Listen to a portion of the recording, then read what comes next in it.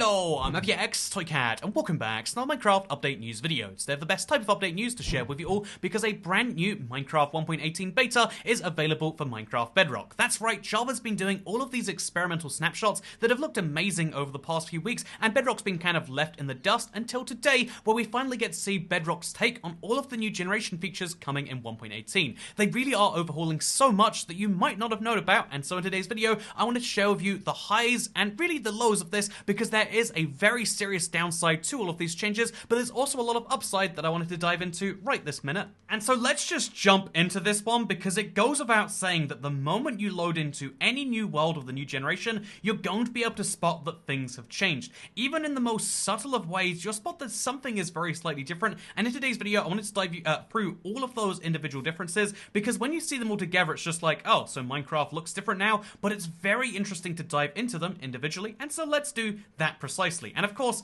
the new mountains and the new, cliffs and caves are the new obvious things to point at, but there's a lot of non-obvious things that have to be mentioned as well, such as, for instance, the new river generation. So, as you can see, looking around the world, we now no longer have the same types of rivers we had before, where basically no matter what biome it in, no matter where it was in your world, it would look exactly the same. No, now we have much more natural rivers. Here's what it looks like from a, ground point of view, that can actually widen and thicken and change as they go about the place, which I think is really, really nice. Even right here, you can see it just looks much nicer than an existing river because of the first major change, which is making it so that the surface decoration can detect the difference between when blocks are generated underwater and underground, and indeed improving the transition between the surface and that water to make it much, much smoother and just more enjoyable to look at. Again, this is a much more natural river, and I enjoy the way that rivers look now. I think they're actually an addition to Minecraft rather than subtraction, and that is a really nice change, but it's not the only one. This update also adds new and improved terrain and biome generation algorithm, which will create more natural terrain and biome transitions. Or, in layman's terms,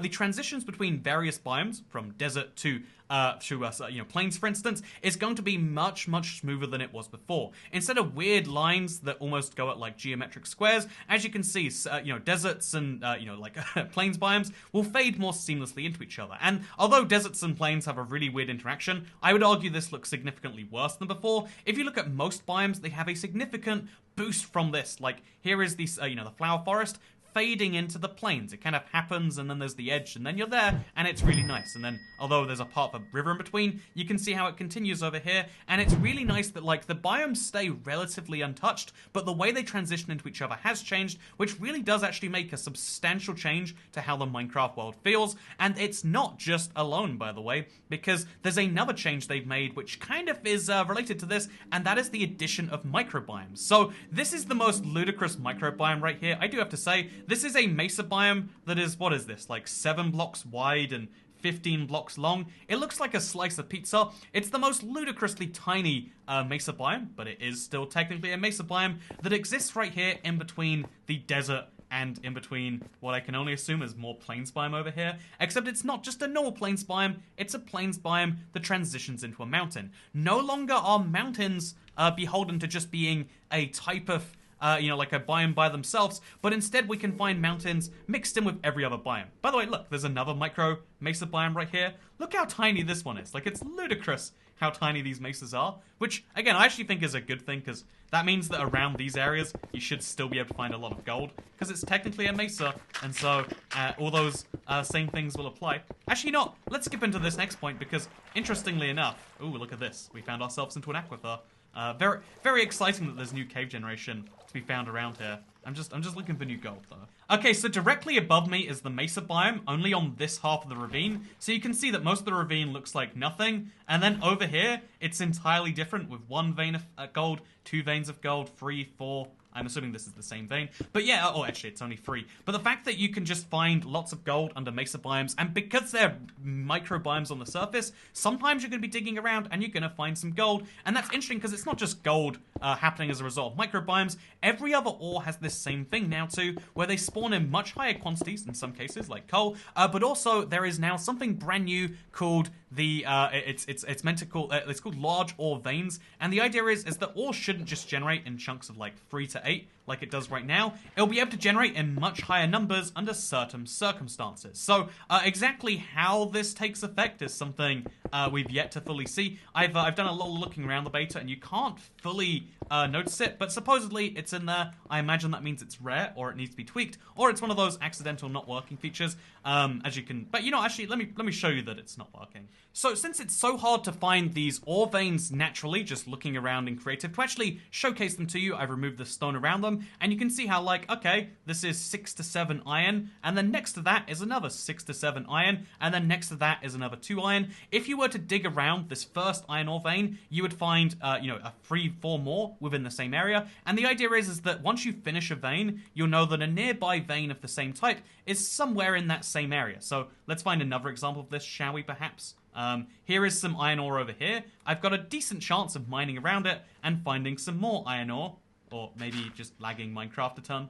I've also got a chance of not finding iron ore. So again, veins aren't a guaranteed thing, but it does mean the ores try to clump together, which means there's a little bit of strategy to mining now, which is really great. But anyway, we're on the surface. Talking about surface things, do you want to see those some more? So one of the biggest changes in the generation is that mountains exist in pretty much every biome type now, which means you don't just find snow-capped peaks and the places where the goats are being high. You'll find a random plains biome, for example, goes as high as 110 blocks. Sounds pretty big, but I mean, also, whoa, look at this like gap and cave in between here and there.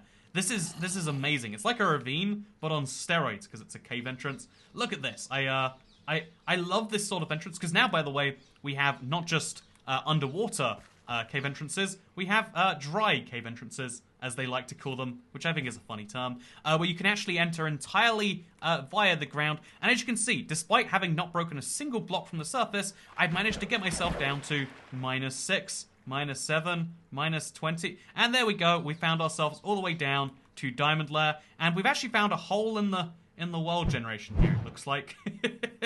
I don't think this is intentional, but I love this while this exists.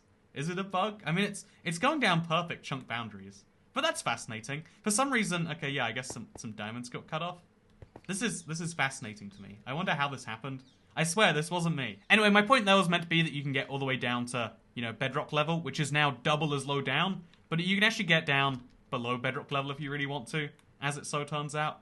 Oh, a ton of chunks are generating without the bedrock floor. That should be a fun new challenge. How fast can you drown yourself, or how fast can you suffocate yourself at the edge of the world?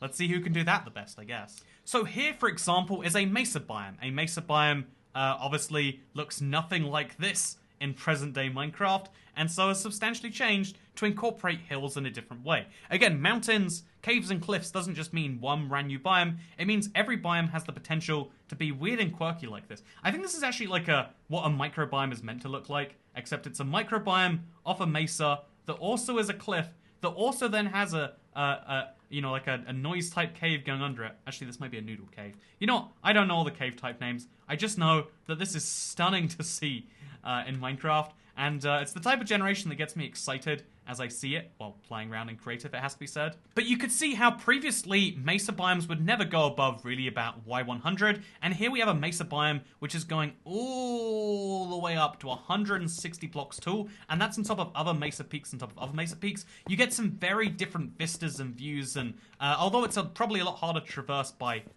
foot, it has to be said. This is very annoying, this flashing effect, huh? It's probably hard to traverse this stuff by foot. It has to be said that otherwise, it's got a really, really nice effect. But yeah, if you think you liked mesa biomes before, just be sure you'll like them now. Did you think you liked the Mega Taiga biome before? Well, you're gonna like it a lot more now. There is a lot more verticality in Minecraft, which of course always has to be said in the up direction. By the way, here is more proof of how ludicrous the current cloud level is. Like, it's a little bit low, given that this is just like the start of a mountain range that then continues to go up higher. But as you can tell, and as it's very obvious by now, I hope, they've also added a ton of verticality in Minecraft in the other direction, because now what can happen is Minecraft can have these wonderful little, different levels of water, but here is like it almost looks like a frozen waterfall, but it's just a ton of series of lakes, which don't necessarily drain into each other fully, but they do make this beautiful vista that then goes all the way down here. And again, verticality is in Minecraft in a very real way. This is just a view you couldn't have gotten before this update, unless you're playing the Yeti map in Minecraft's glide mode. But otherwise, it's like, yeah, look at this cave. Look at the intensity of looking over there. And tell me you don't want to explore it and see what's actually going on over there, huh? Tell me you don't want to see, like, ooh, well, it just goes entirely dark. There's got to be something exciting. Let's find out what it is, actually. Oh, it's actually more verticality in the cave, because then it drops off another waterfall, and it heads down here, and then, you know what, long story short, Minecraft has gotten wacky, huh? And so, yeah, this is an example of, like, a cave linking two other caves that then leads us into another cave. And one of the things I love about this update, and it's been especially refined in this beta, is the links between caves have been done in a really, really fascinating way. Like, that almost every cave will link into other caves that will link into other caves, and sometimes you go through little carver caves, and then sometimes you go through spaghetti caves to get to carver caves to get to it's all insanity. And I love the principle of it, at least, and I love the way that it applies as I dive through in creative indeed. So the final positive change I'd like to talk about is a little bit abstract, so bear with me on this one, because when we start a brand new world, the game is going to be working overtime before it spawns you in to make sure that it spawns you in a suitable position closer to your world origin. Have you ever noticed how sometimes in Bedrock you'll spawn at coordinates of like 4096 and 4 or something? It seems a little bit ludicrous, but the new world generation, we don't have coordinates on. Well, you know what? You're gonna have to trust me that we just loaded into a world, and I can guarantee that we're pretty close to the world origin. We're not thousands of blocks away. Instead, we're at literally 0, 0, which is, in my opinion, the ideal world spawn. That should be what they're going for. But you can see how, like, yeah, actually, worlds will spawn you closer to the origin of the world, which is much better for seed hunting reasons. It's better for, you know, being able to tell your coordinates to friends. It's so much easier to say I'm at, you know, 69,420 than it is to say I'm at 4,327 and 827 minus. You know, no one wants to say that. What people do want to say is funny short numbers, and what people also want to say is, wow, have you noticed how much better beaches have gotten? Yeah, I sure do love these beaches, because I think that, you know, you look at them, you're like, okay, they're a little bit long maybe, but stone beaches are fascinating, and the fact that you don't really see them currently is a shame. And also, the fact that we don't really have beaches at all to differentiate, again, this is the land to water transition again, they're making it much better and much more,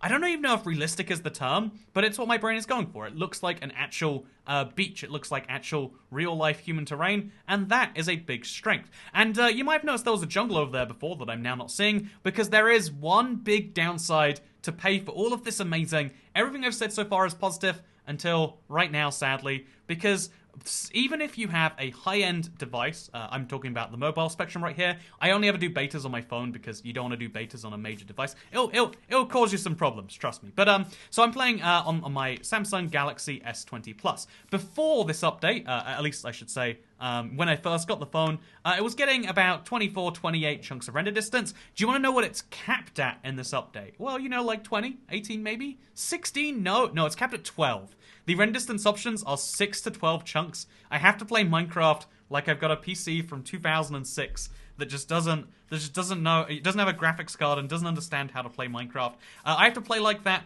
even on, again, a relatively new, relatively high power. I think you can buy an S20 Plus for like Ultra for like $500-600 still. It's an expensive phone, right? And so that means that if you're on a lower end device, you're going to be capped at an even lower number in those settings. And even when they cap that render distance super low, which causes some problems for like, oh, I can't see what's over there unless I look sideways because of the weird render distance camera. Even if you cap it super low, you're still going to notice there's some performance issues. You might have noticed them, some of those in this video. Hopefully you didn't, and we've done a good enough job of putting those together. But yeah, there is a big downside, and all of these wonderful new features have had a performance hit. We theorized the reason that they were taking so long on Bedrock is because of the performance hit, and it seems as though that has been proven correct by, well, you know, the performance hit. And yeah, presumably in the next few months they're going to be working on that, at least some amount. Oh look, there's vines here. Do you think that's a sign of the lush cave? I bet it is. If I'm wrong, I'm going to assume so. Oh my god! See, look at this! This is worth it. In my opinion, having lower render distances sucks, but as someone who plays realms anyway, 12 is about what they cap you at there, and being able to explore all of this might be a worthwhile trade-off. But 1.18 is very much a trade-off. Unlike 1.17, which was just new features, 1.18 brings a new generation and certain new features are more easily obtained, but the special thing about it is that it is a trade-off update. You get amazing worlds that I can't get my mind over, but also you get amazing performance hits that I can't get my mind over. And thank you very much for watching this video. I hope you all enjoyed it. I'm looking forward to seeing this finally released later on this year, second half of 2021, and really being able to explore all of this stuff. And let me know if you're excited too. And remember that if you want to see more of these videos, greater than 99% of house fires happen to be well subscribed. So if you'd like to see more videos and at the same time basically get a fire insurance plan for your house, why not hit the subscribe button? Thank you all for watching this video. I hope you all enjoyed it, because I'll see you all in the next video, y'all. I just like saying all so often. It's like a big no-no in conversation to say all. Or like say the same word over and over again, I should say. But I said it anyway, as I go down this noodle cave. I like noodles, I'm glad they added them to Minecraft Bedrock finally. And I'm glad that you watched this video, because I'll see you next time. Bye, y'all.